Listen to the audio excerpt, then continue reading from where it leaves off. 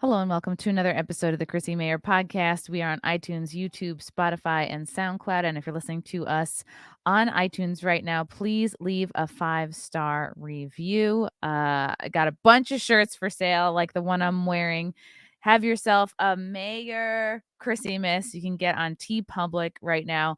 Also got a couple of other ones. One that says "Make America Great Again" with me as like a pinup on an American flag. Also, Mayor in like the Obama sort of design. So a lot of fun options, and I think you can still get them in time for Christmas. Go to tpublic.com. Also, I am doing a hot sauce collab with Silk City Hot Sauce. Nightmare. Isn't that great? It's me eating someone's entrails, but it's an awesome sauce. You can go to levinsky'stopshelf.com, use the promo code CMP to get a few dollars off. These are only like $10, but I think the promo code will get you just a few more dollars off. Super delicious. If you're into sauce, go for that. Yeah, just got back from a week of shows. I was in Little Rock, Arkansas. It was great. Hung out with the Libertarian Party of Little Rock. It was really awesome. I learned that an Arkansas medium is actually a double XL. So that was really fantastic. A lady got super drunk at the show and had to be. I can talk more about this when I bring my guest on because I feel like he would appreciate this story. And then Dallas was also really great. Did 2 shows with Aaron Berg and Anthony Cumia from there's a Comedians at the Compound at Hyenas in Dallas. So really great. I appreciate everybody who came out. If I met you, if you wanted to take a picture with me, like I wouldn't be doing this if it weren't for you guys. So I appreciate you all so much. I'm very excited to have this guest on because he is currently reporting on the Ghislaine Maxwell trial. He is a Fox News columnist and the author of Charade, The COVID Lies That Crushed a Nation. Welcome to the show, David Marcus. How are you? Doing well, thanks. Was you were when we were setting up before, I couldn't help but hear a very young little voice in the background helping you out. Was that your son? It it was. I thought for a Oh. second that I was gonna have to switch rooms with him, which would be bad because that he's in the room with the Xbox. Oh, Um, man, you'd have to compete with that. yeah, but we worked it out. But like he's like way into like YouTube and like YouTube stars. So then he tried to sort of like give me pointers about like what to do in the background, and then I just had to kick him out. So Oh, wow. he's back playing. How old is he? He's 11. That's crazy. It's the age, right? So my boyfriend's son is 10 and he is also obsessed with YouTube. And I'm like, I hope you're not so obsessed that you're watching my stuff. But no, it's like he's following all these like gamers and That's I exactly yeah. I don't know if you watch the people that he watches. Like I'll watch the people that he watches and I go, I'm really trying to figure out what interests you about this person because it's a lot of screaming and yelling and oh my God, but then there's like not that much happening And and like then and most of them are Australian or something. Like yeah. just I don't understand. I mean, I have nothing against Australians. It just seems like that Yeah, like they've got enough to they've deal with latched right now. onto that for some Yeah. reason. Like, maybe that's why. It's so interesting. Do you get the sense that when he wants to be a YouTuber when he grows up? I mean, he says it, but I think it's like I thought I wanted to be the second baseman for the Phillies. You kind of know that's not very likely, but yeah, Did you try out? no, When I was little, I was very ambitious. I thought I could be both a gymnast and a veterinarian. right. So, And those are very complimentary. right, right. Yeah, it's you're gonna have plenty of time through your grueling like 5 hours a day of practice, and then like, yeah, let me learn enough science to cure animals. Yeah. But yeah, if that was really gonna be the plan, my parents Condoleezza Rice was a very talented figure skater and pianist, as well as being Secretary of State. So don't is feel that bad. is Yeah, that don't feel true? bad about yourself. Is that really But true? yeah, it's true. She was a very fine figure skater and I believe a sort of like concert level pianist and I Secretary of I State. get annoyed when I meet people that are, like, very talented in multiple areas, and I'm like, you some people just have it all." And you know what? If I was gonna be a serious gymnast, my parents should have put me in gymnastics way younger than 9 years old. 9 you might as well start gymnastics when you're 30. 9 years old is, like, your body's always it's always got its mindset on growing boobs and, like well, not me. Mine didn't come in till like a couple years ago, but 9 is way too old to start gymnastics because you're like a giant. I think that's right. I think that's one of those sports where that's true. Yeah, you need to stunt that growth right away. So, but I'm glad you're here and, that it all worked out. So this is like, I mean, there's so much I can talk to you about, but, like, you are, like, the only person one of the only reporters I know of that is, maybe because 'cause I'm not, like, in the world, but you're currently reporting on the Ghislaine Maxwell trial. Do you wanna tell us a little bit about what you've seen so far? And just is this the first trial you've covered or federal trial you've covered? It is. I'm not really a straight news reporter. This kind of fell in my lap. Daily Wire, which is sort of like based out of Nashville and has a bunch of people in DC, they don't have a big New York presence. And they wanted someone in the room. So they reached out. I'd never really worked with them before. They've been great. So Yeah, they sent you out. yeah, they sent me Oh. out. So basically I'm just in there 9 to 5 as the trial goes, and then I rush home and just file a piece every day about the goings on in court that day. I haven't covered trials, but I've covered live stuff. I've covered elections and things like that. And I have enough of a legal understanding to sort of follow what's going on. Um, you know, I think I, I think there's a real big public misconception about what this trial is. I think that people are expecting like big names to drop, right, from like the Black Book. I think people believe that the trial is about the abuse and about the grooming. And it's not because it's a federal case. It's really specifically about trafficking, like specifically about either enticing or moving these girls across state lines. So it's actually a really limited technical trial, and I think Hmm. that's why you haven't seen these bombshells coming out of it. Yeah, people are absolutely expecting bombshells to come out, names to come out. There has been whisperings about what celebrities, politicians, elite, high level people have been connected to Epstein ever since they started questioning him, or ever since his like mystical island was discovered, and then people were being like, oh, look at Ellen's talk show set, it's just like Epstein Island. Oh, Chrissy Teigen, John Legend, these speculations, real, false. And then oh, the picture with Bill Clinton getting a massage, and it's the internet, it's the wild west out here. But people have been speculating on and worrying. And that's the thing, is with so much censorship online, a lot of folks, rightfully so, are they think they're connecting the dots, and they're thinking, well, this trial is being so censored, and whatever information is coming out from the trial, well, we're not seeing it because of all the censorship, because they're distracting us with these other stories. I think in a very literal sense, it's true that the stuff's being censored, but like it's not so much being censored from public consumption as it's being censored by the judge in regard to its relevance to this specific case, right?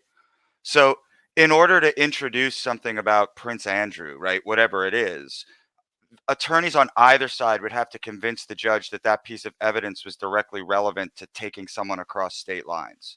Wow. So it's So simply about trafficking. yeah, and that's Yeah. kind of what happened like when Epstein died, right? That case died with him.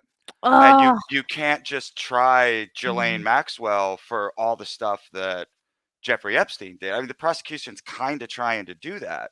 Um, but you can't. The federal trial against Jeffrey Epstein would have been different, but of course, we'll never know what that's like now. And that federal trial, for Jeffrey Epstein would have been the one to name names to implicate, because he was the one with all those direct contacts. I think it would be more likely that you would see more information coming out because he was involved with all of the abuse, obviously, right? He was the central of the, I should say, alleged abuse, right? He was the central figure um, of all of that. Maxwell is really only accused of being there at sort of certain times and places.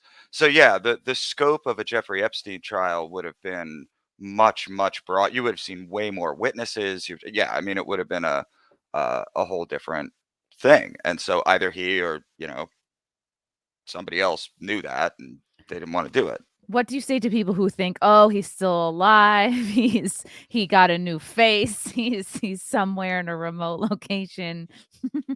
I mean, I can't, I can't, I don't know. Yeah, I don't know. I guess it's fun to think about. It Yeah, is. I try hard not to like. I try to stay in the realm of like things that I can possibly know. So yeah, I don't know. I assume he's dead. But yeah, crazier things I suppose have happened. that's true. Okay, so have you seen Ghislaine at all? Like, how far are you from her? Like, what is the kind of, like, setup of the court like? Like, how many journalists are allowed in? Like, what is the process like? Do you feel like it's a more intense process, like, for, I guess, vetting press or people who wanna come through?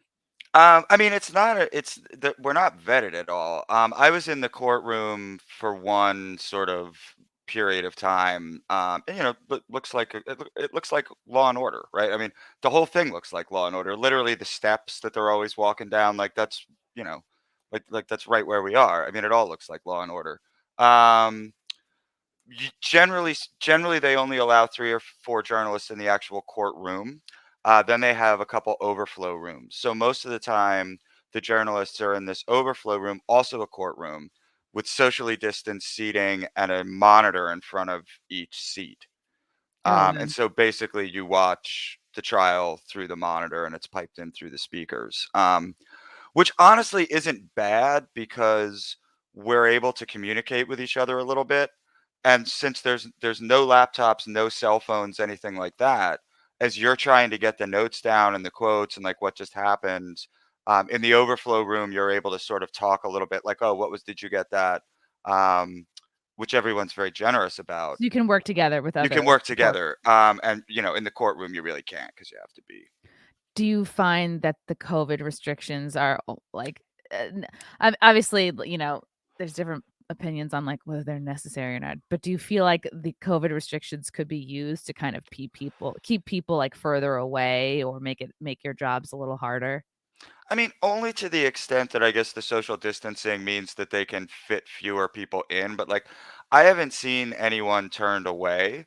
And I mean, there's no credentials. Like technically the overflow rooms are just for the public. They're not specifically set aside for journalists. So I mean, anyone watching this who lives in New York, if they want to come to closing arguments on Monday, they can show up at court and What time? walk in. They'll start at 9. Like you probably want to get there a little earlier to, because closing arguments, it probably will be pretty full. But yeah, I mean, it's just that's how it's open to the public, right? There's just Yeah, because it's federal court. There's no recording. There's no, there's just court renderings and eventually a transcript. and that is because of the nature of federal courts, not because of who she is and the Yeah, desire to keep it all secret. Yeah. this would be the case for anybody. What is the most she would face or the biggest consequences, I guess, if she were to be found, I mean, like, she as could go to guilty? prison for decades. Wow, just Like, on yeah, simply the trafficking piece of yeah, it. I mean, it's like I think it's 4 or 5 separate counts. I mean, it's a serious felony. So yeah, and she's facing like further perjury charges down the line, I think. I mean, she's in a lot of trouble, but I don't know, like this case looks very close to me. I think it'll come down to closing arguments more so than most trials do for the reason that like it's been a weird trial. Like both sides will introduce these documents like flight logs, school records, emails, photos, right? But not explain why. They just bring someone in to testify to the fact that these things are real, right? But have not been tying that into their broader argument. So all of that's going to happen in summation. So Mm. it's going to be really interesting to see how each side goes about that. So they're sort of just presenting evidence without a larger context, and is that typical? I don't know. I mean, if you were watching the Rittenhouse trial, for example, right? Like you could really follow that narrative through testimony, right? It was about one night. It was about a very discrete set of people. Some of it's 1994, some of it's 2005, some of it's in Palm Beach, some of it's in New York, some of it's on this weird island, right? So yeah, there's no clear clear narrative. The prosecution narrative is these two were joined at the hip. She obviously must have known what was going on, and she helped him move these girls around. Right. The defense argument is basically like, you're overblowing the nature of their relationship. She was really only in charge of his properties. They briefly had a romantic relationship. He was cheating on her and she didn't know about it, and Cheating on her then with 14-year-olds right, out there. and There's and always gonna then be another younger woman around. and then they'll just say, look, and there's no hard evidence that ties her to any of these flights. So that's what the defense will argue, and I think it's a coin toss right now. Wow, you really think it's that close? I think it's very close. Wow, that's so interesting. When I was in, I guess it was West Palm Beach or Palm Beach, I actually drove, bikes past, Epstein's, well, where his house was, because I Yeah, was like, yeah. "Oh, what's there to do?" I was doing comedy in, like, Boca and somewhere else in Florida, and I was, like, passing through there. I think it was also in, like, Palm Beach somewhere, but I was like, "Woohoo, this is so exciting." It's it's like see the sights of Palm Beach, drive past Epstein's house, but it was, like, leveled. It was just the property. I was a little bit underwhelmed, There but I was was there like, was this one witness named Sean, who was the boyfriend of one of the 14-year-olds that Epstein was having these massages with, was it right? Virginia, Jeffrey? No, this was the woman who testified under the name Carolyn, which Okay. is her actual first name, but she didn't use her last name. Two other accusers used completely fake names, even though everybody Wow. knows who they are. Why And would they then do one that? They, I like, I don't wanna be yeah, and eh, then one witness, Annie Farmer, testified under her own name. But this guy Sean, who also testified under only his first name, he testified that not only was he dating her, he was 17, she was 14. He was also dating a 15-year-old and a 16-year-old who he was also driving to Epstein's place. whoa. Um, and this was in like the 2002 period. And one thing about Palm Beach that he said, because they all lived in West Palm Beach and they were kind of broke and like, from poor families or whatever. And Epstein would pay in $100 bills. And he testified that they would stop at the gas station on Palm Beach Island so that they could break the $100 bills because they couldn't break the $100 bills in West Palm Beach. Whoa, okay, that's so interesting because I knew that. I knew about just through, the things I've been watching and, like, reading since then is I knew he paid $200 for massages, and I even Yep. did, like, a sketch, like, I don't I don't know if it makes sense to show it to you right now, but, like, the sketch I did was called, like, The Epstein School of Massage, Nice. and it was me being like, "Welcome to the Epstein School of Massage," like it's like this in this world, they're trying to pitch a fake massage school where really it's like, "Oh, look at all the benefits," like and then it's like some girls like, I could work part-time and then go back to school," and then, like, I'd have, like, 3 beats of each girl, and then, like, the 3rd beat would be the funny one that was, like, it's the where the abuse is really obvious, like, Right. $200 is $200." Like, Yeah. "What? The other girls got to go home?" It's obviously horrible, but, like, I deal with things through comedy, and, There I was a help wanted sign put into evidence. interesting. And it was that I believe that document, because it was taken from a hard drive, and I'd have to refer to my notes, but I think that document they were able to prove was authored by Maxwell. Wow. So that Yeah, was one. Yeah. they would pay these girls $200, you come in, they'd be like, what, 14, 15 years old, and they would specifically prey on girls, like, from, like, a nearby, like, poor neighborhood or Yeah. poorer side of town that, like, needed to help their family pay bills or wanted to make money for presents for Christmas or whatever, and, yeah, get paid $200 to, like, give him a massage or whatever, and then And extra if they recruited, allegedly. right, it was like a whole Tupperware 'Cause scheme, they it would was they would yeah, recruit other girls, and then they would get an a extra, finder's fee. yeah, Yeah. finder's fee. Which is it's one of the it's fu you're sitting there listening to this, and you're just like, on the one hand, like, you kinda have to pretend it's a TV show because, like, you can't get too emotionally invested, but when it, like, you know, just certain moments, you're just like, "My goodness, you know, what evil things to have to think about." Yeah, it is, and that's the thing is, like, rich people, I feel like just can get away with a lot because 'cause they're just it helps when you're a smooth look. If you look at Ghislaine, she looks like a nice lady. She had a British accent. You'd be like, "Oh, sure." And then as so many of these parents would just be like, "Oh, this is opportunity. Like, go be around with these rich people." Almost like suspend disbelief or just like tell themselves that everything was going to be okay or just ignore the details or ignore like sussing out Yeah, what was really going they on. saw sort of the other side too, right? Because I mean, Epstein did like pay the college tuition of like most of his employees, right? Like True. Epstein was by all accounts a sort of like generous friend to all of these people. So I mean, you can see where like it would at least take a while um for that to kind of kick in or to believe it or to I don't know, like I've never really been in that situation. Um but it's gotta be a very strange situation if there's, somebody that who you're friends with is sort of suddenly accused of this kind of thing. Um, Yeah.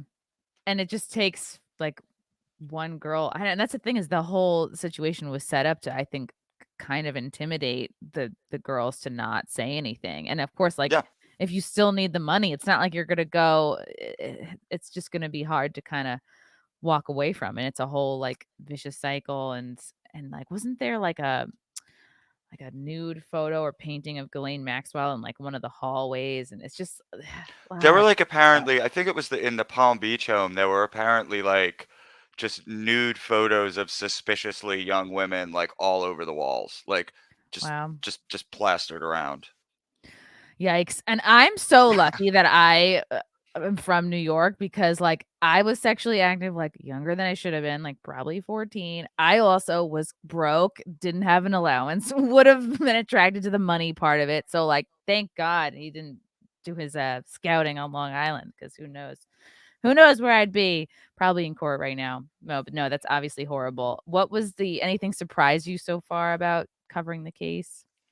Um, I don't think anything surprised me too much. I the maybe the thing that stands out though is that it's really hard, like look at the conversation that we just had, right? It's really hard to separate Maxwell from Epstein, right? And in one of my columns the other day I said, the prosecution has made an incredibly strong case against Jeffrey Epstein, but he's not the one on trial, right? She is. And I find myself when I'm writing my Mhm. columns, at a certain point I'll go, wow, I just did 4 graphs that didn't say the name Maxwell at all. Hmm. Right? You and I start talking about it, and it all sort of reverts back to Epstein. And I think that's a challenge for the prosecution is to really keep the narrow focus on Maxwell because he's just hovering over this whole thing like a ghost, that no one can Yeah. take their eyes off of. But she would I mean, they would do, like, threesomes and stuff, and, like, she was definitely involved, but Seems like some crazy stuff was going on. yeah. Oh, man, it's nuts, yeah, and that is, I think that can be the thing that might sway it in her favor because if they can prove, like, "Oh, you're making this too much about Epstein, you're blaming his stuff on me." I I just I find the whole thing to be a disturbing window on what boomers might have been doing in the early 90s. Because like, I wasn't paying attention, I was, like, 22, like, I didn't care what they did, like, it didn't even occur to me. Um, but the more that I think about it Are you looking a back, millennial? like no, I'm You Gen Gen X? X. Mhm. Yeah.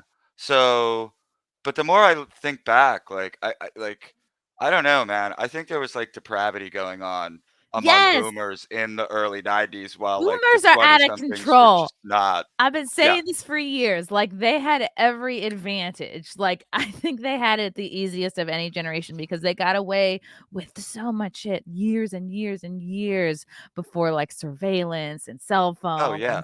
and social media, Yeah. and, like, they didn't really like, I feel like they all got houses pretty easy, lifelong jobs, no big deal, having kids, no problem, and now they're all dying, so they're all dying of COVID, Yeah, no. and they ruined it anyway. They ruined it for us. I agree. Yeah, boomers were wild and, yeah, Epstein and Maxwell, definitely boomers that got away with stuff. So, it'll be interesting. So you think right now could go either way, but the final remarks are starting on Monday. Yeah, and I really think that that's gonna be there's two things. There's that, and there's, who takes over in the jury room, or what the disposition of the jury is. Because you could have a jury where the disposition is, okay, this is really bad. She's clearly a bad woman. Let's convict her. Or you could have a jury with a disposition of, let's look very carefully at these charges, and has the evidentiary standard been met, right? So I mean, to that extent, the judge's instructions to the jury are going to be very important, because she can either sort of emphasize one or the other. And but yeah, I think this is a close game at the end of the fourth quarter. Man, okay, that's interesting. I didn't know that anybody could watch, so who knows? Maybe I'll get up really early on Monday, take the train down, and I'll be like, "Go." Yeah, but you can't have your phone. See, no phone at all, No so phone, no electronics. no TikToks of any kind. No. Okay. Well, that's tough. So and you just have to take notes on paper then? Wow, just like Yes. boomers did I it. I have written more words by hand. Every once in a while, I write a column by hand, but I've written more words by hand over the past 2 weeks than I probably have in like the past 2 years. It's good. I know that feeling when you, like, because I'll write a lot, like, for comedy. I'll be like, "Let me write out a set," and you're like, "Oh, my hand hurts." You're like, "My It hand does hurt. your hand muscles are atrophying. Yeah, You don't and even it's know like it." it's like I forgot. I mean, I never had good handwriting, but like I was mortified at one point because I had been sending notes back to the Daily Wire, and I wrote down some notes in like my absolute best handwriting, which is really bad. Like 4 bullet points in my little reporter notebook. And just to save time, I took a picture of it and emailed it to the Daily Wire instead of typing it in. So they tweeted the picture. Oh, And wow, I just and straight I up was of your notes. mortified. It was like notes from the, which I get why, like, okay, like that's a It reporter's notebook looks or what, cool. Yeah. but not with my handwriting. It was like they had sent, an elementary school student to cover the Maxwell trial, which Were would be your really inappropriate. were your doodles on the side, you know? No, no, no. It was clean, but no. Okay. You're like, "Epstein didn't kill himself," and Yeah, right. interesting. Okay, wow, this is, do you okay, so the legal reason that it's not as out there is because this is a federal case, they just never allow any kind of, cameras in there. Yep, It's just yep. doodles, court doodles, and that's it. Did Yeah, so, like, the Supreme Court does audio, right? So, like, when there's a big Supreme Court case, you see that, and they put the little headshot up while you hear the voice in the transcription. Um, but they don't even do audio, for these. It really, and interestingly, it just in terms of broader transparency, if a media outlet wants the transcript, it's, like, outrageously expensive for, like, the first 2 weeks. wow, why It's is like that? it's like $10 a page or something. Wow. I think they probably say the reason is to, like, keep demand low so that, like, the courts aren't running off copies for everybody. But you'd think in this day and age that you could make transcripts available to the press, like, pretty fast and inexpensively. Of So I course, I yeah, wouldn't they want it to be like, "Yeah, we're transparent, like, come get this I think information." the real reason is that they prefer as little press as possible, right? I mean, what's one of the things they say to the jury? Like, don't consume any media about this. Well, that's hard if it's on the cover of the New York Post.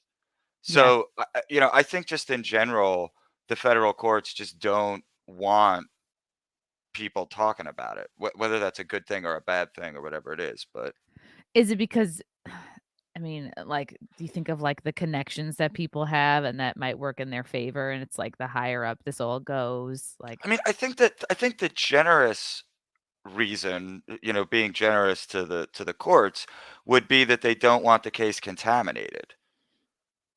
hmm, That they really do want the courtroom to be a kind of sanctuary where none of this other context enters in. Like that's why they sequester witnesses. That's why, um yeah, it just seems so different compared to what we saw coming off the Rittenhouse trial where, yeah. like, MSNBC van was, like, caught stalking the jury or something, and, like, they're just trying to, like I don't know if they were trying to dox or just get shots of the jury, but that was so public and so out there, and now we have this other huge case, and people are like, "Oh, wow, we have all Yeah, the and look, there information. is an upside to that, right? I mean, I think that for people who covered that trial, there were a lot of really interesting legal nuances that people learned about by watching the Rittenhouse trial, and I think that's good. But at the same time, I understand why different courts have different opinions on this. Yeah. All right, interesting. So I can't wait to see what happens. You wrote a really interesting story in the Federalist and Federalist. I'm saying it weird. And I think it's something that needs to be talked about, the fact that Americans simply disagree about what racism is. And it was I'm going to bring this up here cuz it's I don't know, it's weird. I feel like much like our shared hatred for boomers, I just feel like racism was not a big deal growing up in the 90s. There was not the obsession like there is today.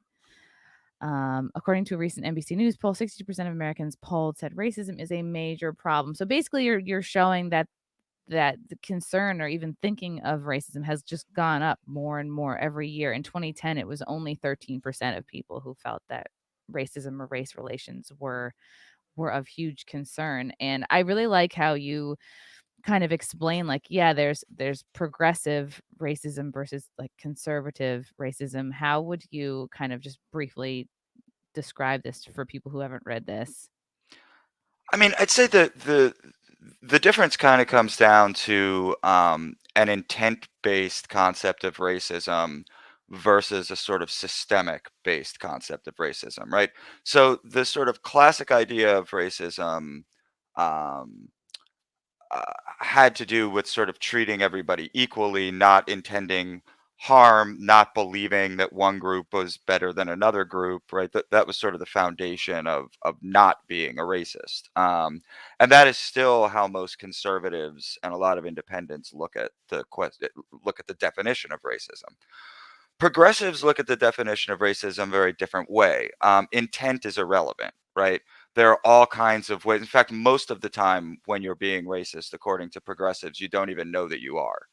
Hmm. Um, Well, right, because it's so ingrained, because it's like your white that's privilege is so you don't even know how yes. privileged you are. And that sort of goes back to a 1989 really short essay written by a woman named Peggy McIntosh called Unpacking the Invisible Knapsack. And this was really where the concept of white privilege um, came from. It's a little bit borrowed from W.E.B. Du Bois's concept of the psychological wage, but basically this is where privilege theory starts. And it's all these unearned advantage, and some of them are real, right? I mean, I don't think the essay is completely worthless or anything. Um, but you don't get followed around at a store. When you watch television, there are characters who look like you. That one I think has changed certainly since she. But all of these classic privilege things. And that's where the idea of the sort of systemically racist society comes from, where if you're not actively trying to dismantle everything, then you are tacitly supporting a structure that is already racist, ergo, you are a racist. And not only are these definitions different, they're actually at odds with each other. And it makes it really hard for there to be any kind of useful conversation. Yeah, to me, I feel like the left has done a really good job of like, getting the disease of racism into every part of culture. That way they can justify tearing it all down and building it back up with exactly what they want to be. It's like I think it's just less about everything being racist, but racism is like America's or it has been. I hope we're growing out of it. It seems like it's our Achilles heel and it's like, "Oh, just anything but just don't call me racist. I'll do whatever you want." And like you can hold people hostage, you know, bosses, for It does it anybody does really. it feels like a wrong turn was taken, right? And I kind of place the wrong term around the late 80s. And I'll give you an example of like what happened, right? So in 1986, the number one show on television is The Cosby Show. They are the classic American, they're it, right? They're the zenith of American families, she's a lawyer, he's a doctor, it's this black family Beautiful is the one that kids, yeah, represents the American everything. family in 1986. They live in Brooklyn. They have a very multicultural, supportive community that comes into play sometimes, and things are good, right? We're making progress. We're moving on. 3 years later, Spike Lee would make Do the Right Thing. You're basically in the same Brooklyn neighborhood. But suddenly, this Brooklyn neighborhood is like a cauldron of seething racial tension, right? You've got that like one scene where it's just people like screaming racial epithets at the camera. And that only took 3 years for that kind of cultural shift to happen. So something in that period of time started changing, and I think we really did veer off course when I think we had been heading in a pretty positive direction. I wonder if it's just like I wonder if the same people who are in entertainment and news, it's like they know the power of fear, and the more afraid people are, the more they're gonna be watching because they think they're telling themselves they're staying up to date, or they wanna know, they wanna be prepared, but really they're just making themselves more and more nuts and more afraid and believing things that may not necessarily be true because, like, our news is now essentially fear porn, and then we saw the rise of, movies like what Jordan Peele created, brilliant. But again, like, oh my God, how much of this is true? Is it really true? And I feel like it's taking advantage of like something really primal in people just for just for financial gain and It is, but look, I don't know if it's just for financial gain, right? I mean, I think I always operate first and foremost with the assumption that people are operating in good faith, unless they give me some reason to believe that they're not. So somebody like Robin DiAngelo or Ibrahim Kendi, I disagree with them enormously. I think that what they say is incredibly dangerous and that nobody should listen to it. Um, but I think they believe it. Like D'Angelo wrote the White Fragility book, yeah, right? I don't think it's a grift in that sense. I think they believe it. I think there's a lot of people who believe it. And that's why I think it's important to try to find any way possible to bridge the gap and have a meaningful conversation, not the national conversation on race that but sort of meaningful definitional um, conversations like, what do you do about Harvard University screwing over Asian applicants? I mean, just do we just pretend that's not a thing because it's the wrong minority? I mean, Mm. these this stuff has to be dealt with in a rational way, and we're not capable of doing that just at the moment.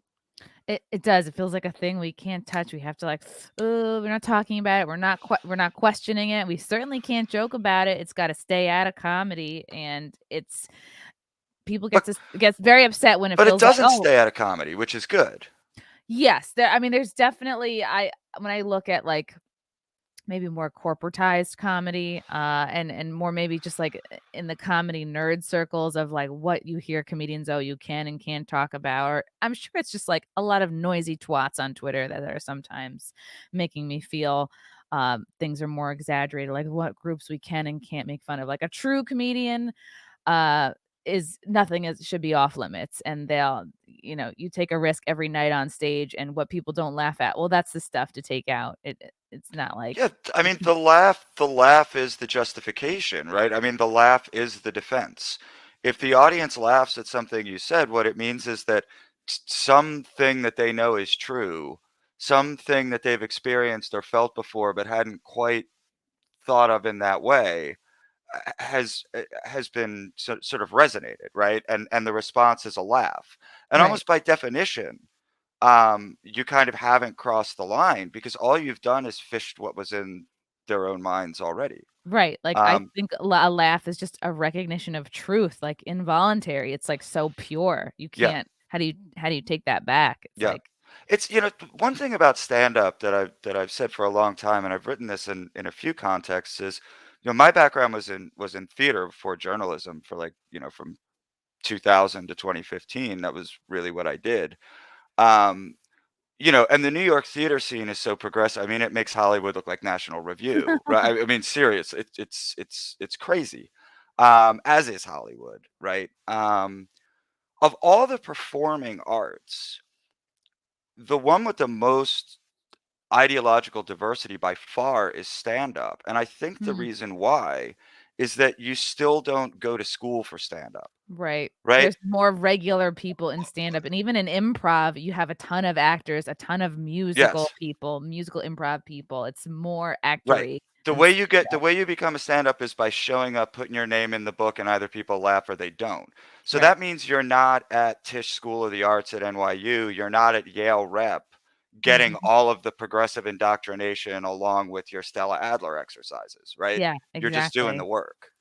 And, that's a lot of I've heard a complaint of SNL and that why SNL is out of touch and there's not as many risks, therefore it's not as funny, is they are hiring more what you're describing, the people Yep. that have, like, gone through the right channels, whether they have Ivy League connections or they know the right people. It's like, they're not gonna I think it was, like, Tim Dillon who said, like, they're not gonna hire, like, a funny garbage man to write for SNL. Like, Did you I think see that Sex and the City clip? I saw it was sort of making its rounds I today. saw Not one. the professor one. Okay, I saw the Professor one, and I haven't seen the one that I think is, circulating today. The one today, they're at a comedy show. Oh god. And it's one of these, like not for laughing comedy shows, basically, Just right? clapped yeah, Yeah, like, you clapping yes, in yes. agreement. Yeah. Yeah, and it's like, some I almost think that, like, whoever's writing that show is, like, putting these people on. Oh, like Be their buddies? because they're Oh, now almost I like have to Lou see. Perez parodies of, like, wokeness, right? They're that ridiculous that you almost think it's a parody of woke society as opposed to Sex and the City trying to make some social justice Oh my god, I have to revelation or find whatever. this. The fine line. I have to find this. Alright, I'm gonna be searching for it. I wonder if this is the no. Okay, I wanna see it though, because I was a huge fan of Sex and the City. Like, I watched it well, I guess it was in my 20s where it was, like, really out. My dad was a Teamster, he worked on the 1st season of Sex and the City. I'll never forget because he put a photo of him and Sarah Jessica Parker, like, he just had, like, a loose photo, and he put it in front of the one of him and my mom on the mantle, Huh. and I laughed so hard because it's just, like not that he's, like, a star-crazed guy, but At just least it was a smaller picture though, so yeah, it he was kinda evens out. just He sort didn't of get it blown up. rested against the He first didn't one. get, like, poster size to put in the den or whatever. Yeah, it was pretty funny, like, uh, for at that age, I so badly wanted to get into the industry, like, and if had he been a little bit more, like, connecting the dots, he would've introduced me and been like, "Here," like, maybe try to get me a PA job, but, like, I guess ultimately, I'm glad he didn't because I'd rather be a stand-up than, like, grinding it out, being, like, Yeah, a and most production most of a assistant. PA's job is annoying people in New York who are trying to get home by alleging that they're not allowed to cross the street. Yes, it's a lot of just, like, Just like some like hurting people. 21-year-old with a walkie-talkie being like, "Sir, you can't cross the street." And it's like, "Yes, I can." I Like, wanted I wanted that move. Like, walkie-talkie because for me, that was like, "Ooh, that's power right there, yeah, yeah. having a walkie-talkie." It's one of the first things like my 11-year-old walks right walks by Yeah. those guys like, We're out of "But you milk. you have no authority over me." Yeah.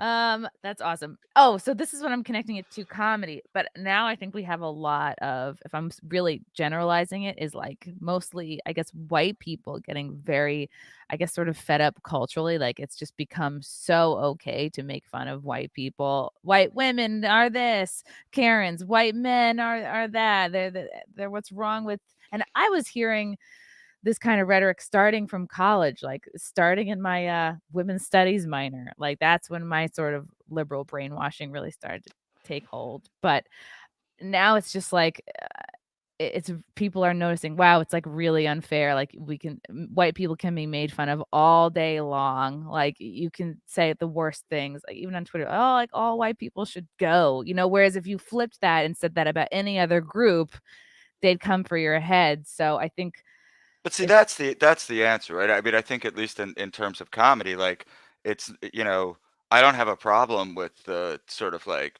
jokes about white people or whatever it is. But it has to be everybody. I mean, because really that's how comedy becomes incredibly useful in terms of race relations. If you think about the period of say 1950 to 1980, right? In that 30 years where we went from basically Jim Crow and segregation to just all of those laws being wiped off the books, and really a new way of, outright racism being completely unacceptable in polite society. Just the massive changes that occurred over that 30-year period. One of the things that marked that 30-year period was a real focus on race in comedy, on sitcoms, right? Not just Archie Bunker, but Good Times, and the Rat Pack. 227 and the Don top. Rickles, for Christ's sake, who would just like, his whole act was like racial stereotypes for an hour and a half, and the audience died. The audience wanted to get picked on by Don Rickles and Yeah. insulted for whatever racial group they were He'd in. be like, "Tell me what Italians are like." Yeah, Yes, it was you know what I mean? exciting and fun, and And yeah.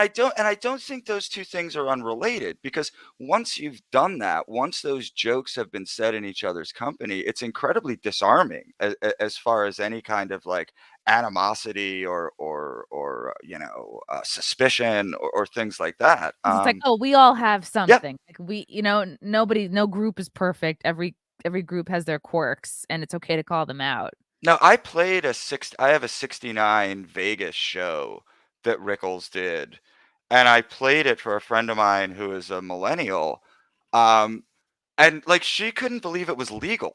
You know what I mean? Just, just Was he saying the N-word or just like no, I mean, no, okay. he didn't do that. No, just like, thank God for the Mexicans. Without them, we'd have no filth. I mean, I just thought you were like, saying no roofs. Yeah. no, but no, but like, yeah, I'm not gonna launch into a Rickles routine, because someone will just pull they might pull that, Oh, right? it's Apologies to the okay. Mexicans. No, just, yeah, very stereotyped based stuff, but like I said, this kind of broke walls down. And what we have now builds walls up, right? Because there's this wall between who it's appropriate to sort of poke fun at and who it's not. And it's related with, the great stupidity of the entire cultural appropriation phenomenon, right? Like, what do these people really want to do? They want to decenter whiteness, right? Now, this is what they say they want to do. They want to move whiteness out of the center so that everything. So how do they go about doing this? They claim that all of the non-white cultural things, whether it's headdresses or, kimono, whatever it is, that Dreadlocks, those yeah, are rap, proprietary, yeah. right? Those belong to the members of the racial group that created them. However, things created by white society, whatever you mean that to be, a business suit, the iPhones. novel, Oh, no, the wait. classical music, right? Yeah. Nobody tells Yo-Yo Ma, like, hey, stop playing the hell out of Bach. You're Asian. You don't, this doesn't Yeah. belong to you, right? And so inadvertently, what they do, and I think they have no idea that they're doing this, inadvertently, what they do is center whiteness, right? Because it's open source. Everybody Mm. can have Shakespeare. Everybody can have Beethoven. Everybody can have all of these things. They don't belong to me any more than they belong to anybody else. And what that does is it makes those cultural products vastly more powerful. Wow. Yeah. It's almost I don't know. It sometimes makes me so angry because, right, it's all just so very one-sided. It's like, okay, like, take a hard look at your life and what wouldn't be in there if it weren't for white people. It's just that's not the way to, like, look. I get annoyed when I see, like, even on Amazon, like, Black-owned businesses. It's like, I don't even fucking care whose business it is. Like, I'll support a small business owner, but it's like, it just bothers me that Well, there's an ad for some bank right now, right? It's just like full of all these crazy straw man arguments where it's like, it's the one where like you've got the swimmer who's like a multiple amputee or whatever. And like he's I got di natural flippers. so Oh, really? I he's haven't like seen that. diving into the pool, and like the text comes up, and it's like, um a disabled person will never be able to be an athlete, right? And then it gets crossed out. And then they show this black guy, in like a warehouse or something. And it's like, a black entrepreneur will never get funding, and then that gets crossed out. And I'm Who like, wait a says minute, that? those Who's things, saying those things yeah. aren't true. Like, th- those things aren't remotely true. Like what fantasy world are you living in, Bank? Where like Yeah, you it's like think they're you're, working yeah, backwards. It's like you're they're not marching on creating Selma here if you give a black guy a loan. Like what are you talking about?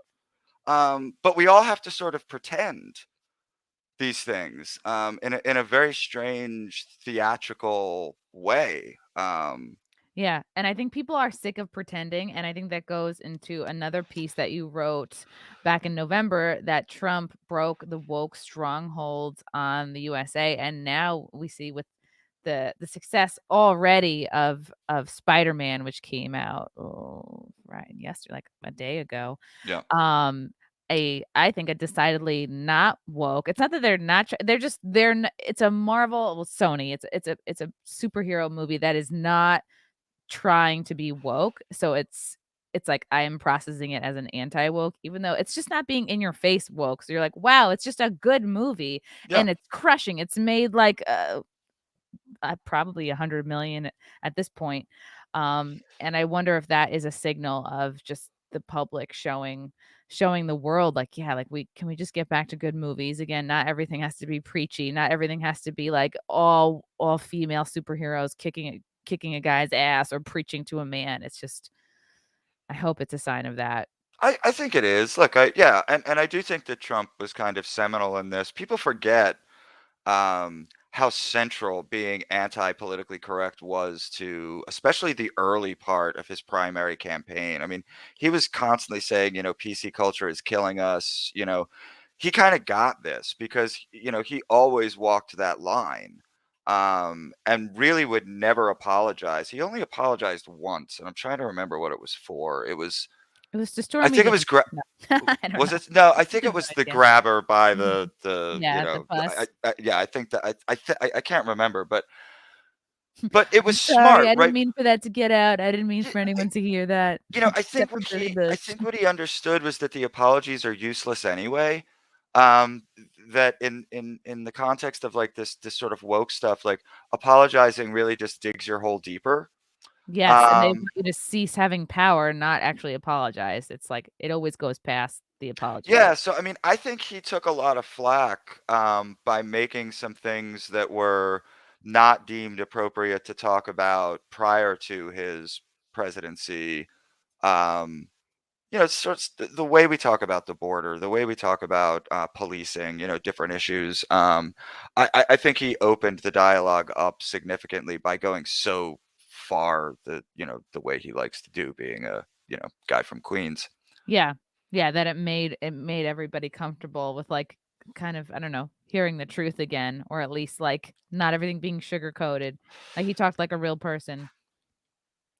Yeah, Uh, I think, and it's funny you say that because I think that that's something that the media never caught up with because they don't, because Trump is on some level, like I said, a guy from Queens, like he always had this chip on his shoulder when he got to Manhattan. He was always outer borough. Um, and yeah, he doesn't fit in with the sort of like New York Times and CNN set. He fits in a lot better with like guys who own small contracting businesses. And I right. don't He I worked, I think he worked for, I don't know if it was an uncle or something, but he would, like, run a contracting business, like, when he was younger.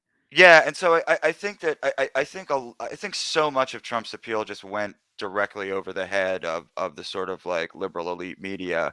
But that was definitely an aspect that Yeah, did. and that's the same reason why the liberal elite media don't, like, understand and appreciate kind of regular Americans as well. It's like he spoke their language, and he Yeah. wasn't this, like, polished, like, CNN douche.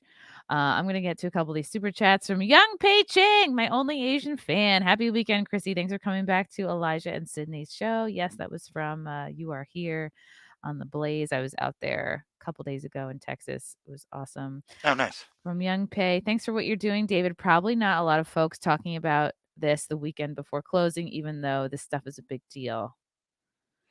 Yeah, there's not. I think you will, look, closing arguments will be Monday, and I think on the news on Monday night you'll hear some stuff about that. And I think, you'll have jury watches.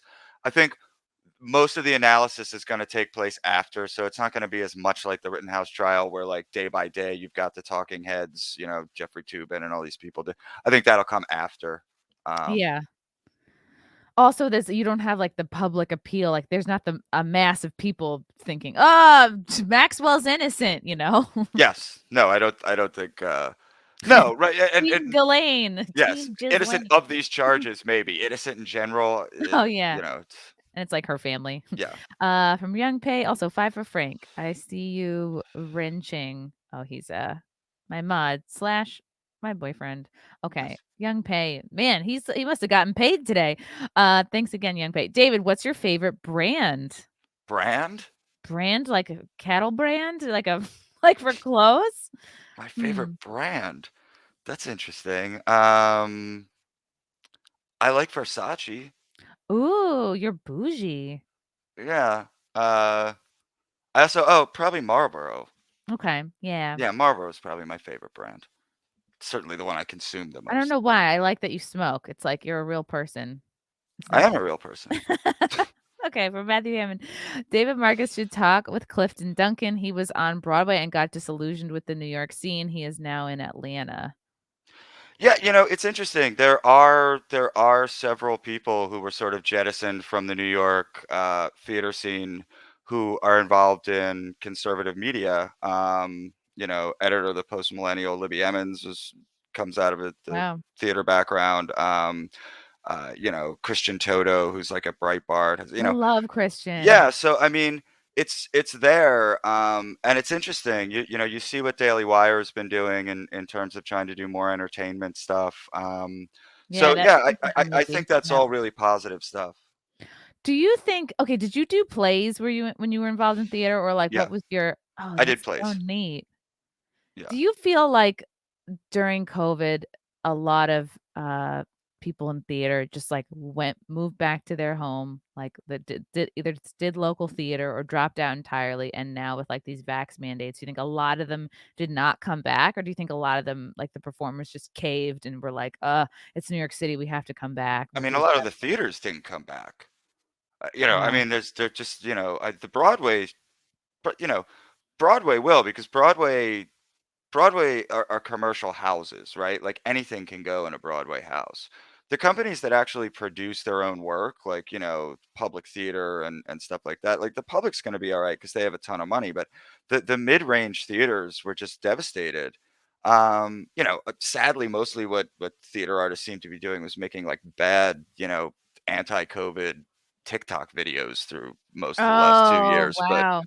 I, You're just God, there were watching what the celebrities are doing, and they're like, "Well, I those guess that I should come back." every time I saw one of those, I was just like, "Oh my god, open the theaters back up." Like, I These know these people people need so well, gigs. like, they're not gonna do well if you don't let them do this thing.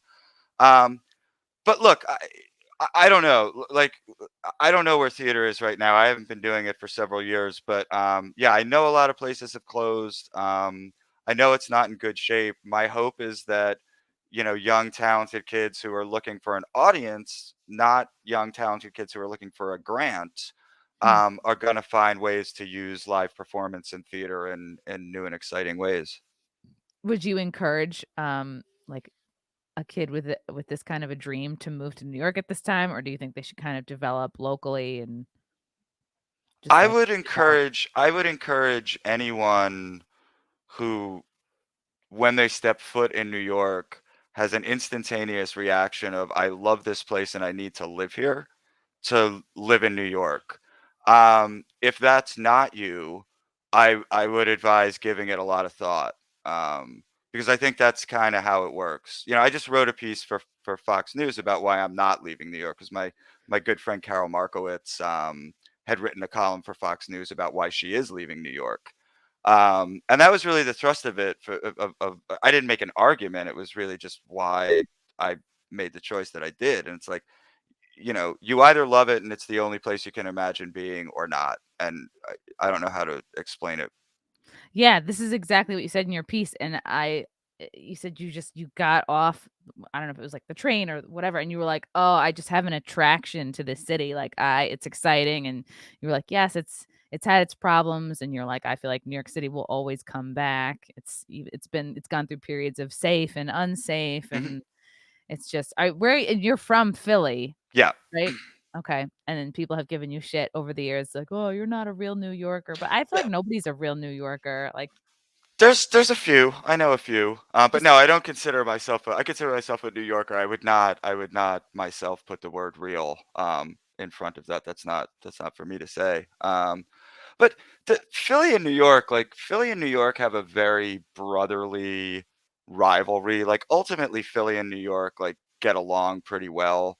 Like a lot of people go back and forth and like kind of party in both town and Yeah. like, New York and Boston hate each other.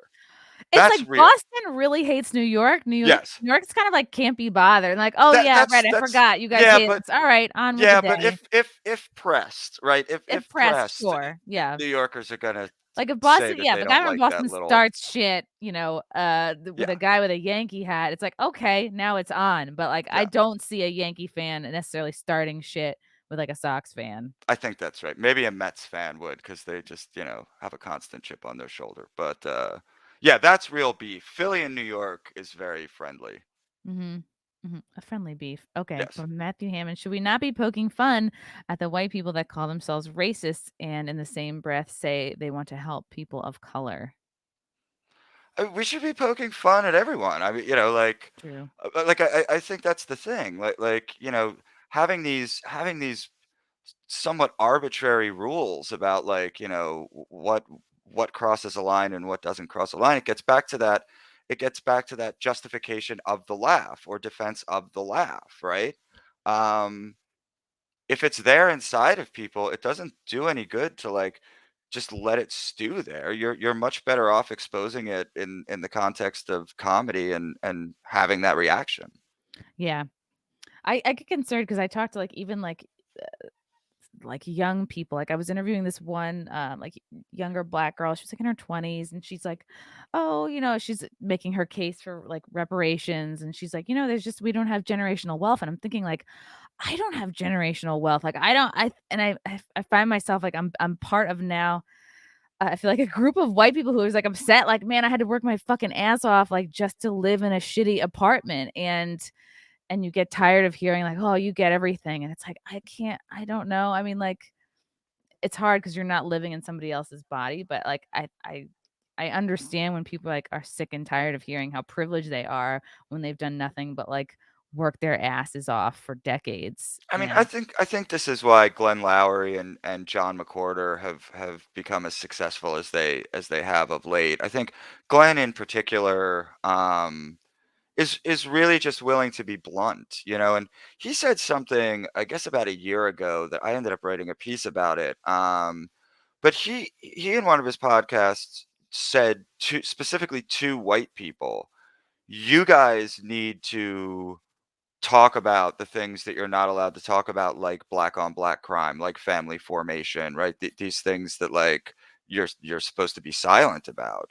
And he was really calling on white people to be willing and not be scared to talk about those things because he thought that would make it easier for people like himself within the black community to Wow. successfully bring it up, which I mean he's fascinating. I interviewed him for a podcast and I don't get sort of like intellectually starstruck very often, but I, Oh, I wow. certainly did with him. He's really he's quite a thinker. That's an interesting take because what I hear more of is like, "Stay in your lane," Hmm. like, "Don't tell us what we need to fix," like, "Don't" and I saw an interesting comment actually on that interview that I was talking about, like, reparations won't mean anything until, I guess, culturally, the Black community has to let go of, well, they have to embrace, like, delayed gratification, I guess, not not buying everything, like, the moment you get paid, like, not, I'm really simplifying it or like, you know, no I don't know if they also if he also meant, like, not having sex right away, but I mean, delayed gratification, it can only help you in kind of every facet of your life. Yeah, and I mean I do think that that's something that you'll see across racial barriers, depending again and on things like family formation and sort of educational opportunity and things like that. So, um, True. you look at Thomas Sowell wrote a great book. It's very readable. I think it was the last book that he wrote, and it's called uh, I believe it's called Discrimination versus Disparity, right? And he looks at all these things and he's like if we have a disparity between like how much Asian people make on average, how much white people make, and how much Hispanic people make, right? how are we to determine if discrimination is the reason for this, or if there are these myriad other factors at work, right? Like That we could, interests or that yeah. yes, right, that, like sort of culture and these things and family formation, all of these things. Um, and he makes a really compelling argument that almost all of the time, these discrepancies are not the result of discrimination, but the result of other myriad factors. Yeah. It's I guess it's easier just to start a race war than a class war because there's Well, more there's people. advantages to it, Yeah. right? Because like you don't have I don't think that I don't think you have the kind of working class right now that you whip into a communist revolution. You don't, you're not emptying out factories full of like employees and stuff. So I think it does make sense that you'd have to shift gears a little bit if revolution is your game. Hmm. Do you feel like for you personally the mandates because you're like I love New York City, I'm not going to move out. Do you feel like the mandates have affected your life very much at all? They have, yeah. Um, you know, the mandates have like some of a lot of the closures definitely have because there's a lot of places that are just sort of gone. City has a very different feeling. Um, How would you describe it? Because I've been there, like, before, during, and certainly now, and I try to explain to people, and I'm like I remember during the pandemic, I was like, "Oh, it feels like they suck the soul out of the city," and I feel like some of it's back, but it's different, and if there's more of, like, a careful, like, anxious feeling, and everyone's masked, which is, like, upsetting to me because I just don't do that, so yeah, I don't do that either.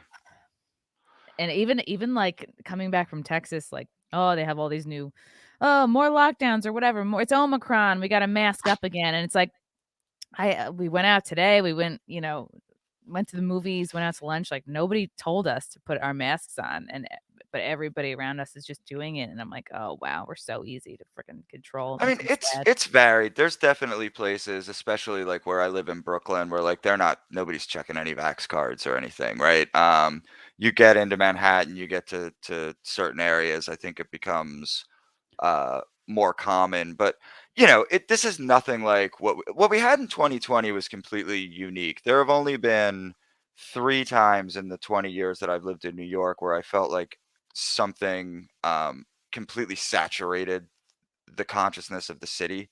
Obviously 9/11, the blackout did, the one from 2004, Mm. which it was actually a lot of fun. It was a kind of an I interesting, remember I was a lifeguard on Long Island, Oceanside pool, and I was didn't. Long Island blacked out? Yeah, it was blacked out, and I remember I was lifeguarding at the time, and, like, I was on the stand. We're all, like, just and then we see, like, this gross film start to form over the top of the pool. It was like a public, like, community Yeah, pool, and that's how I found out we were in a blackout. I was just like, "Oh, the water's starting to look real gross." I was like, "I guess we should call people to come out," and they're like, "Oh, yeah. yeah, the power's out." We're like, "Oh, no, the chemicals." No, that was a see, I should write I would love to write, like, a feature piece about that incident because I believe this, and I've talked to some friends who agree that that was the moment when New York City exhaled after 9/11. Um, because what happened was like all of these restaurants, right? Like they knew the blackout was going to be going on for a while, right? So they had all this food. So they just like started all doing these specials and like if people didn't have cash, they were writing down credit card numbers. Oh, wow. It just became this like massive party. In the building where I lived, like everyone went up to the roof and they all brought like food or booze or whatever they had. And it was the craziest thing because it had kind of a panoramic view of Midtown and the Village and downtown. And when the sun set, we just watched the skyline completely disappear. Oh, wow. Which is, I mean, you saw a couple like flickering lights of like hospital generators, but Like a resetting almost, like, yeah, yeah. it was a crazy thing. It was like it was like someone, it was like when your cable's not working, unplug it and hold it for 10 Mhm. seconds and plug it back in. And How long was it out for in the city? I feel like it was 2 days because I remember the next day, like I like had a check that I wanted to cash or something. And there was no electricity, so like banks weren't open. And there was like one check cashing place in the like East Village that was like willing to cash my check. Um That's awesome. Yeah. Yeah, so I feel like it definitely went, like, through the night and into the next day. Wow. Where were you on 9/11? I was actually in Philadelphia on 9/11, but I was back and forth, to New York and sort of, like, the days following and the weeks following, and that, you know, that saturated the city because I've never seen people walk that slowly in New York, and the overwhelming thing was people printed out headshots of, like, their lost loved ones, and there would just be Oh. walls of the Oof. subway with all of these photos. And 2, 3 weeks after, it was like nobody wanted to take them down, right? Right, 'cause But, it's like like, you've we're not gonna acknowledged leave them that up you're forever, and it all just yeah. became, uh and then, yeah, last year in May and June, I would go to Midtown, and I would walk down the middle of Fifth Avenue in the middle of the street. There wasn't a car on the street. There wasn't Mhm. a business open. It was absolutely bizarre. Just no people, like, no bustle. Like, I still have photos of, like, Grand Central completely empty. I'd be like, "Ah, this has never happened in my, like, 15 years of coming into the city." I'm surprised more, like, filmmakers and stuff didn't take advantage of that.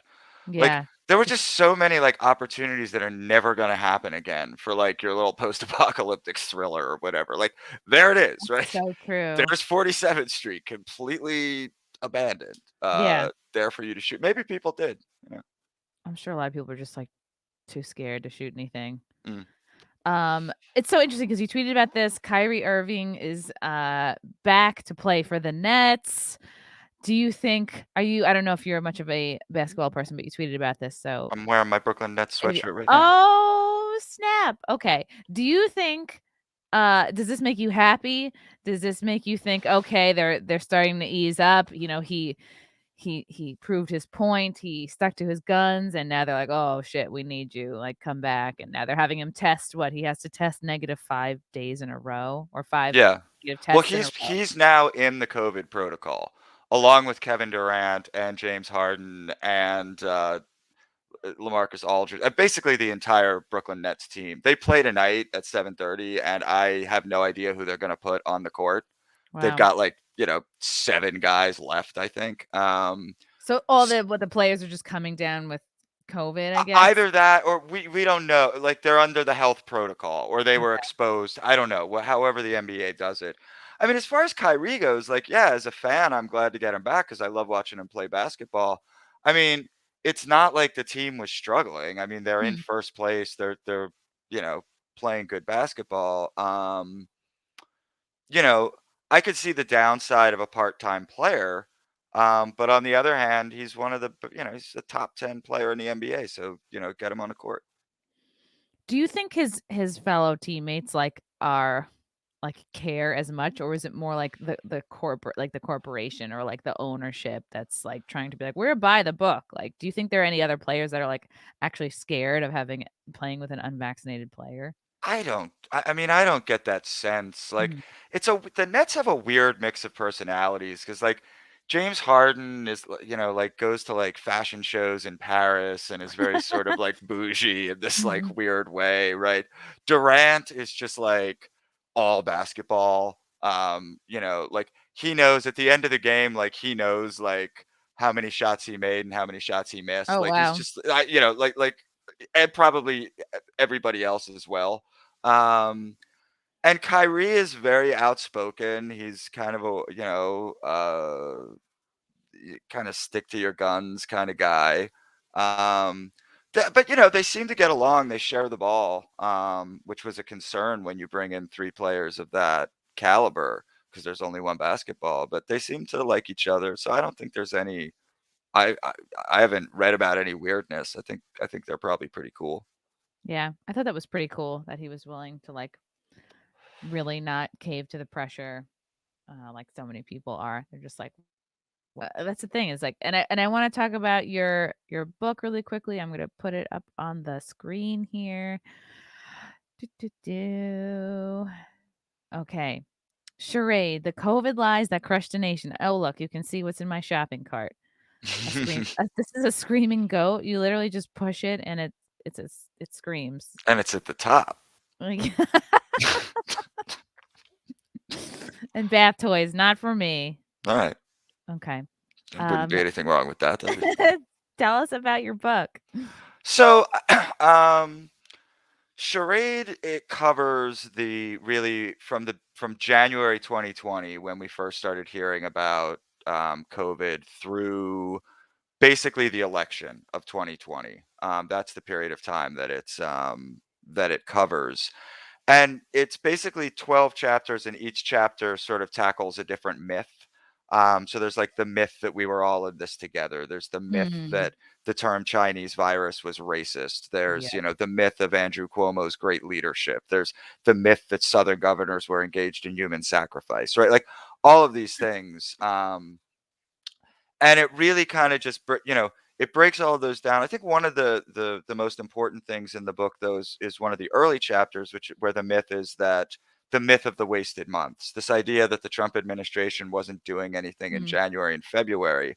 I think I show pretty categorically that that's nonsense. There was a document I obtained from Health and Human Services that's just a laundry list. They started working on a vaccine, I think, January 10th. So I wow. mean, way before there were any cases, there was anything, and throughout that month, they were extremely active, putting stuff in place, which I'm able to show in the book. So, really, for that period of time, I just wanted it to, I wanted some of those myths and lies to be written down on paper. I interviewed Tucker Carlson in the book. He has some Oh, really wow. interesting things to say about how our society reacted to this. Spoke to Janice Dean and some other people. And then it's also, there's a lot of my own sort of personal experience being in New York City, being in Brooklyn, Oh, wow. as this was happening, being basically like being locked down in my own apartment. So that kind of goes into it too. Um, I was covering it. I was writing articles every other day about it. And then, I landed the book deal. Um, and yeah, I just wanted to try to capture what it was like, because I feel like already we start to forget. Like we don't remember, like nobody had a haircut. Hmm. Like Yeah. that was a huge thing, right? Like you could finally get a haircut again. Everybody was like sort of posting on social media how ridiculous, or people were just like dyeing their hair crazy colors, right? Yeah, I did you do that? Like, I I did didn't not feel dye like my I could hair, dye my hair a crazy color. I mean, I had that phase, in high school but already, it felt like we went through a decade worth of fads in so. one year. Yeah, the matching Like sweatpants, Tiger that was King and all the rage, baking yeah, bread and sweatpants. like yeah, Bread, there were why was like everybody baking bread? It's like the first time it occurred to all these women to bake something in their yes, there were lives. there were absolutely like 10 years worth of fads that all just got, packaged into 2020, and then by 2021 we were exhausted. You know who didn't miss any haircuts? Nancy Pelosi. Yeah, I think that's true. That was one of the early ones, right? Who Yeah. was it? It wasn't first though. I'm trying to remember what was the first, like. Was it Newsom out to I dinner? feel like the French Laundry thing was after Pelosi. Yeah, There that was was a Chris scandalous. Cuomo one, I feel like, where he was like in the Hamptons. Yes, yeah, yeah, yeah. Oh god, he was, like, partying out there. Yeah.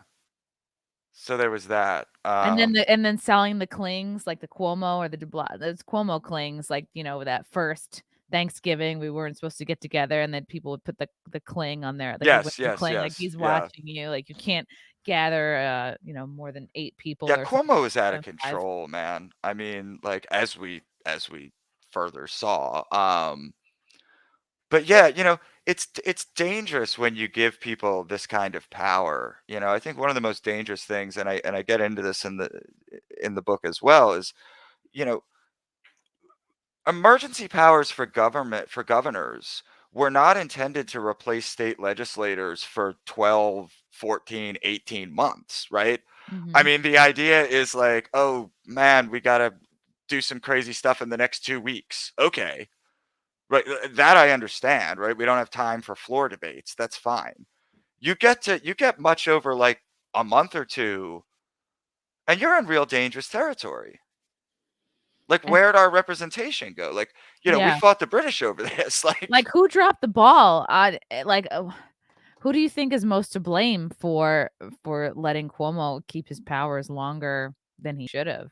Well, I think Cuomo's to blame to some degree because, he was being heralded by the media and he certainly could have said, like, I want to devolve some of this stuff, like, back Yeah. to the legislature. But clearly the legislature's to blame as well. And I think Cuomo and the legislature and Trump and honestly almost everybody, with maybe the exception of like, DeSantis and a few others, they all punted to their science teams. Hmm. And the That's problem is nobody elected Dr. Fauci. right. Like nobody's voted for Dr. Fauci. He's just So quietly been in this position of power since, God, the '80s? Like, yeah, yeah. yeah. And it's not even they're not even shy about it. I mean, Biden just says like, I'll do what Fauci says. Why? Like what happened? I mean, were you out one day and there was a burning bush and it said to you like, do what Dr. Fauci says? Like, Yeah, is it a piece of toast that came up and it's like, "Ah, it's his face." Yeah, I don't know, that's but that's where we scary. are. Or is it like, everyone's compromised and it's like they just tell Fauci what they want to have happen. They say, "Oh, sorry." It's like a divorced couple being like, "Sorry, just ask your mom." Or I don't know. It's just like they're both kinda in on I it. think I think the Democrats desperately want to get away from the COVID restrictions because that would help the economy bounce back and that would really help their chances in 2022, which Mm. right now, it looks like a, burning dumpster for them, right? I think you saw this from Jared Polis out in Colorado, who was like, listen, and he's Democratic governor, right? He said, listen, get the vaccination and you probably won't end up in the hospital or dying. Anyone can do that. Go do it if you want to. And beyond that, we got to get back to normal. And I think that's the position the Democrats would like to have. I think the problem is they spent 2 years terrifying their base. Oof, And yeah. so how do you unring that bell? Without making yourself, like, look like an asshole. It's like, Yeah, "Oh, I what mean, now? We're supposed to not worry now?" So it's like, yeah, how now do you now get you're the you're gonna have a yeah, result of people going, "Oh, were you lying to us the whole time or exaggerating to us the whole time?" And then you have the crazy germaphobes that you can't tell them anything. They'll never come down because I feel like the COVID everything that was put into place, like, either created mental illness in a lot of people or exacerbated existing mental illness with people yeah, because, like, it it's did. really a lot of people came out of the woodwork with with all their problems, fully on display. Like, it's I don't know, it's allowed a lot of people to, like, It was not a fun be time. really It unhealthy. was not Yeah. like the '04 blackout. No, no, It there was was not a party. it was Zoom cocktails instead, which, oh Pro my god, is there uh-oh, anything worse than Zoom cocktails? God, Might be I the can't worst phenomenon of the pandemic. maybe Zoom comedy was worse. Oh, wow.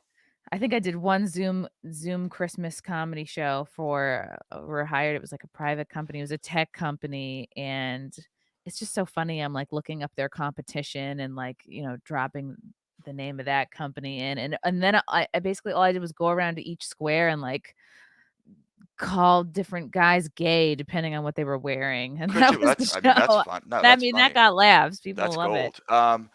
Could you hear them laugh? Yeah, yeah, Well, I that's could, good. and then people would shut off, they'd mute their square. It's just so funny though because you have so little human emotion to, like, go off of. You can't feel energy and you're just, like, working, squinting so hard to, like, read their faces and what they're Was enjoying or was not Jeffrey enjoying. Toobin was Jeffrey Toobin one of the, God, I guys in the wish. audience? That would've been great. He should have hosted the whole thing. Just start the show with his dick out. That'd been great. But, "Oh, sorry guys. You know me, Jeffrey Toobin." Um, but this is great. Everyone, I'm gonna buy your book immediately. Oh, thank you. Charade: The COVID Lies That Crushed a Nation. It's out now on Amazon, or is there anywhere else you would prefer people to get it? Maybe somewhere where you get more money? No, it's Okay. Amazon's fine, yeah. Okay, amazing. David, where can people find you and follow you? So I usually have 2 or 3 columns a week at Fox.com. So you can usually find me there. This week I'll still be covering the Maxwell trial for Daily Wire, so I'll have a piece on that every day as long as it lasts, I guess. And also the New York Post. So write some columns for the New York Post, and I'm at Twitter at Blue Box Dave. Blue Box Dave. Yeah, everybody follow David. Thank you so much for coming on. This was such a great conversation. No, it was a blast. Thank you. All right, we'll talk soon. Chat, Okay. thank you so much for your comments and super chats and questions. You guys are the best. All right, until next time. Bye.